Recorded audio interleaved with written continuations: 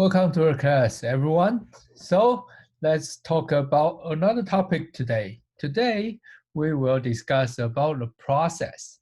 Actually, there's a couple topics we will talk about the process in this semester, in this course. The first part I want to talk about is about virtual memory. So what's a virtual memory? We already covered virtual memory in other video, right? So we know virtual memory is the abstraction our kernel uses to manage our process. So this is three abstraction we have for our Linux kernel, which is files, which is virtual memory, which is pros. And you can see the pros is kind of the big one. So it's include the virtual memory, it's include the files. So which means your process provides the virtual memory information for each process. You have the virtual memory for the process. Also, you have like a file descriptor table for this process to deal with the file. So this is how your kernel manage each process, each of your running program in the system. So what's a virtual memory look like in a process? Let's see this picture. So this picture shows the details of the virtual memory in one process. Remember, this is virtual memory, so it's actually stored on your disk, okay? So when you need this program to be run, it's load the data from the disk to here. And there's a couple parts like in this virtual memory. The first part is something for your kernel. So your kernel needs some information to deal with the process. For example, your process ID, you need a process ID, right? How to get process ID? Your kernel probably can get some information from here. And another part is we covered before this one, argument, right? So do you remember when you have a main function, you have argc, argv, this stuff. So where's the argv?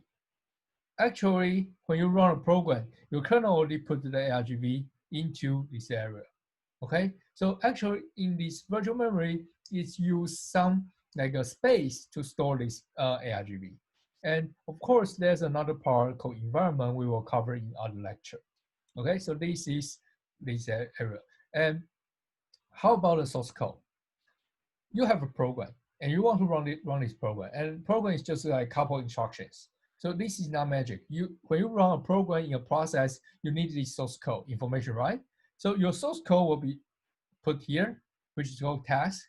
So each line of your source code, your instructions, the machine code will be stored in a process.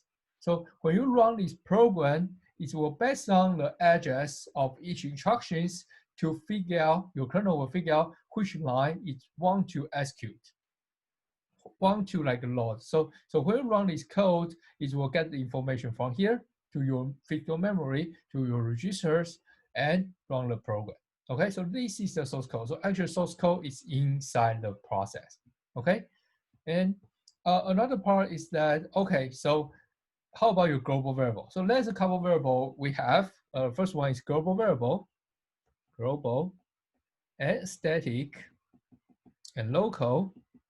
Okay, so there's a couple different variable we can have when you write a program. So the global and static variable should belong to this part, data. So let's uninitialized data part and initialized data part. So if your global variable or static variable, you initial value when you declare it. For example, you have a global variable integer a equal to 2, you already initialize the data, then it will go into here, initialize data. Okay, so if the global variable or static variable, you don't do any initialization. You update the data like in your main function or in some like other function, but you don't like give an initial value when you declare it, then they will go to here. So global variable and static variable, they have one instance like for the whole program. So you can use like a very special area to store it. And difference between the uninitialized data is called BSS, or the initialized data. So the difference between this is you initialize the value to this variable or not. If you initialize, then it should belong to the data, initialized data. If you don't like initialize it, it should belong to uninitialized data, which is BSS. in a system. Okay, so this is another part for your virtual memory in your process.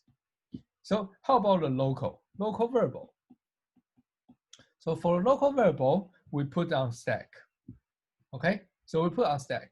So we will cover how it's going, like how we use stack to manage these function call, function return. But just keep in mind, all local variable should store in the stack. Okay, so something we haven't talked about is heap. So what's a heap? Heap is the place you malloc, cloc. If you want to use malloc, cloc to create the memory space to store a value, then this will go to the heap. So local variable should belong to a stack. But if you want to create some dynamic location, you want to use some space from dynamic location, then use malloc, cloc will create the space on heap. And you can assign maybe your local variable pointer point to this memory chunk and use the memory. But the memory is on heap, not stack. Okay, so this is something you can have for your program to support your program. Okay, so there's a couple different area in your process in your virtual memory, and keep in mind for different variable you store in different area. Even your source code you store into the text. And there's a couple parts. This gray part here means you should not use this. You should not put your value here. If you use like a pointers PTR equal some number address over here, for example 0 FFFF, something like that.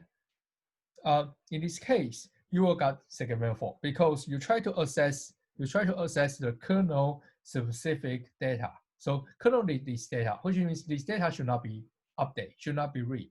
Okay, so of course you will get segment 4 if you try to access to here 0. So why you got segment 4 when you use a null to like a reference, like use a null to point to a null, like use a null address to point to some value, because null is 0 and you try to access the address 0, which is the gray area, and it's give you a segment 4.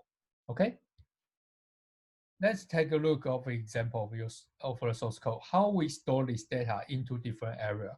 So the first two lines, actually let's see the first line. The first line, we define the global variable array, which is global buff. And in this array, we did not initialize everything, right? So we did not give an initialized value. So where it should be? It should go to global here, global buff. So the array will be put into uninitialized data. And the second line, we got the prime. The prime is also array, and we give some initial value. Okay, initial value. So if we give an array with some initial value, then we can put it into here because we initialize it. And it's a global variable. Remember, static variable, global variable, you should assign into a data. And if you initialize it, it belongs to the data, initialized data. Otherwise, it's go to uninitialized data, which is BSS here. Okay. So the third one, what's the variable we have? The variable is this integer x, right? So what's the integer x? Integer x belongs to a function. So it's actually a local variable in a function. Even though it's an argument, it's still a local variable in a function. If it's a local variable, then it's go to here, x. Okay. So we defined another one, the result, which is also local variable. So we put here result. So the result is on stack. X is on stack. Okay. Then the next variable, we can see the value here. Again, the arguments is local variable. So we put value here. And we have an integer x here, integer t here. So the t is local variable too. So actually you can see a lot of stuff, they are local variable. Then let's look at the arguments stuff. So we know the argument, this argument belong to the spatial area, this part. So let's ignore it. This is argument for argument. So we ignore this one. Okay, so don't treat it as a local variable for the main function. Actually, this is a special one because it's a main function, it's a first function, so we have a special like a condition for this. Okay, and then we have a static variable, static integer variable. We know static variable is one instance for the program. So we should put static variable out of the stack.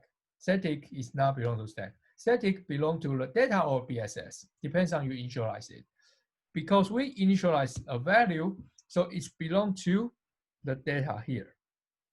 Okay, so we got a new one, T here. So this is for the static value. And of course, the second line, we still create a new static variable. And the static variable, we did not give any initialization, so which means it's belong to BSS. So M buff belong to BSS, okay? Because we don't have any initial value here, okay? So this is something we can have. Then let's see the next line. The next line, we have a character start point P. And do you remember pointers? What's the value of pointers? It's an address of some value, right? So actually, when we define pointers P, P is still a local variable. It's used to store a value, and this value is the address of something. So the P is a local variable. It belongs to a stack.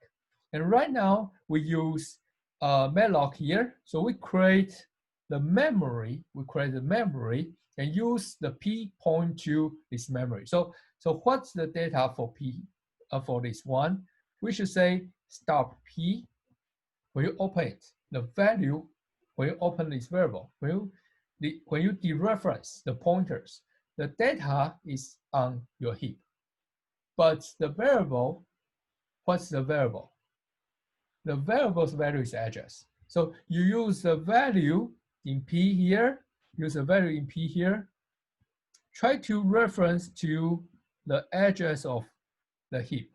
Okay, so start P, the memory for start P is on heap, but the value of P is on stack. Okay, so if you got the idea of it, you know how to like identify which variable should belong to which area. And you can see a lot of variable we have is actually a local variable. So we have a lot of variables should belong to a stack. But if you have static, this keyword means this variable should be treated as a global variable. So static global variable, you need to go to the left side, the data or BSS. Depends on you initialize the data or not. And when you talk about heap only happens when you see the malloc, cloc, this dynamic location part, then you will create the data for the heap. Okay, so I hope this is clear for you to get the sense how your virtual memory in the process to support your program. Why process can be so powerful? Because our kernel put a lot of information into each process. And inside a process, there's a virtual memory to support it, which means each process can store a lot of information into this virtual memory belong to the process itself, right? So why it's so powerful? Because there's a lot of enough information to support it. And there's a text, there's a program, like a code inside a process.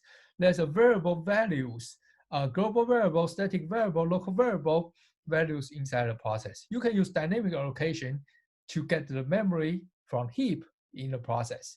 There's some informations your kernel needs. For example, your process ID or some like a file descriptor table information. This kind of information needs by the process. So there's a lot of information in your process, and I hope you can get the sense of like what this look like in this video. Okay, so I hope you enjoyed today's video. See you next time. The process virtual memory is awesome.